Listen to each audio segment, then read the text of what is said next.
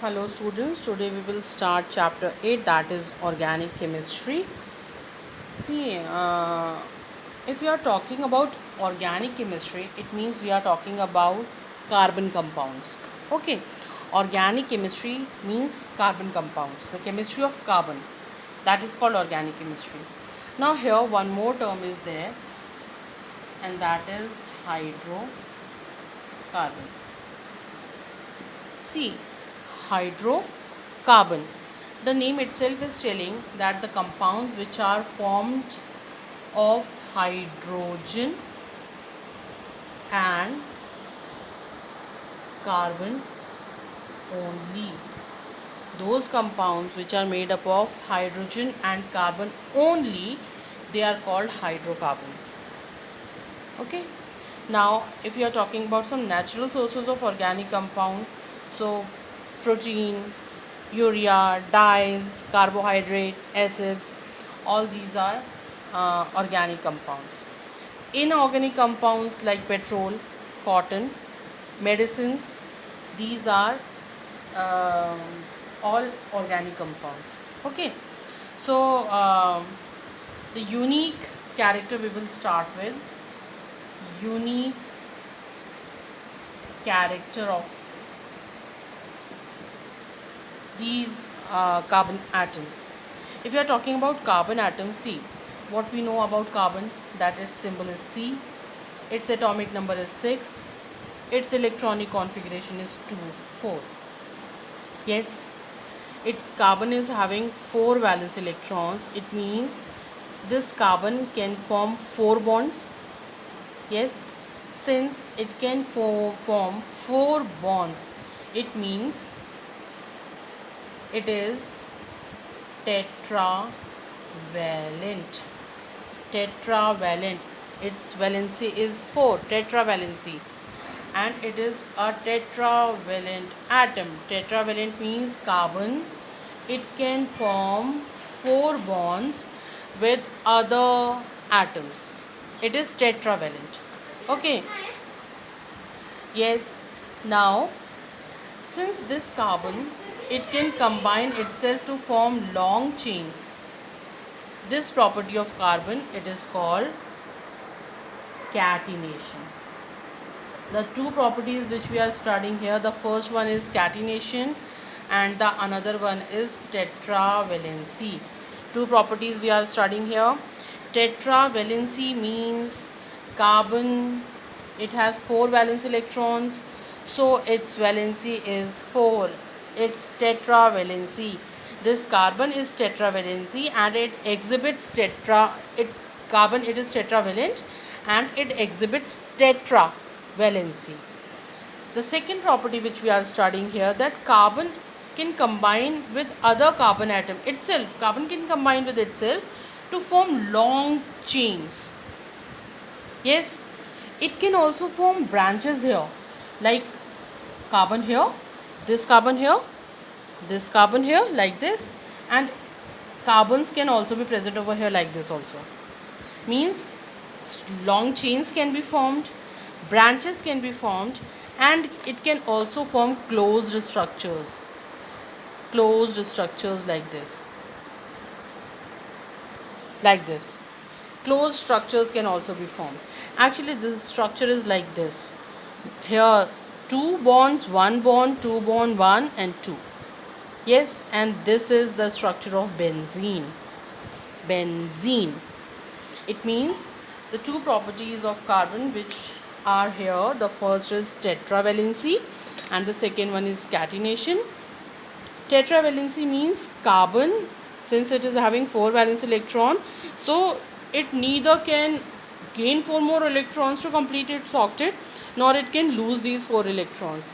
It always form covalent bond by sharing of electrons with other atoms. It is tetravalent. Second property is the property of catenation. Catenation means carbon can combine with itself to form long straight chains or branch chains or closed chains. So these two are the main properties of carbon, the unique character of carbon. Now we will study about a little bit introduction I'll give you about isomers. See, isomers, if we are talking about isomers, isomers have same molecular formula,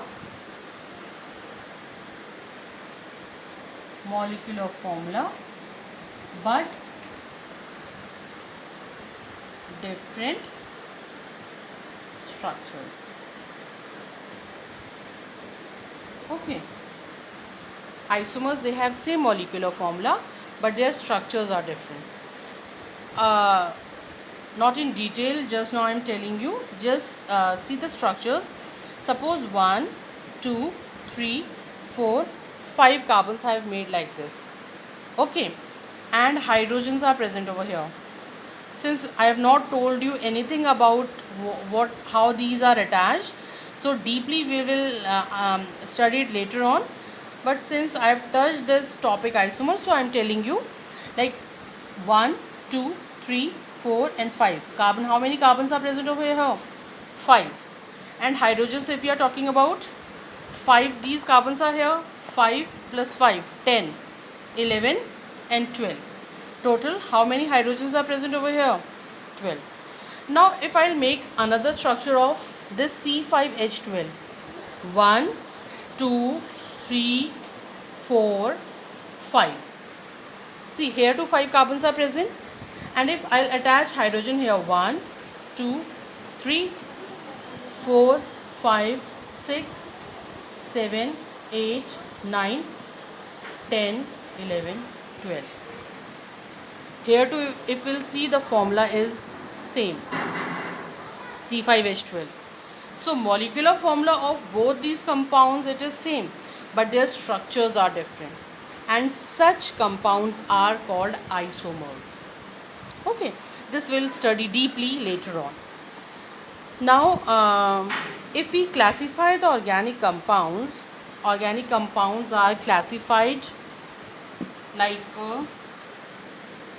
they are classified in two parts. The first one is saturated hydrocarbons. Hydrocarbons are the saturated hydrocarbons.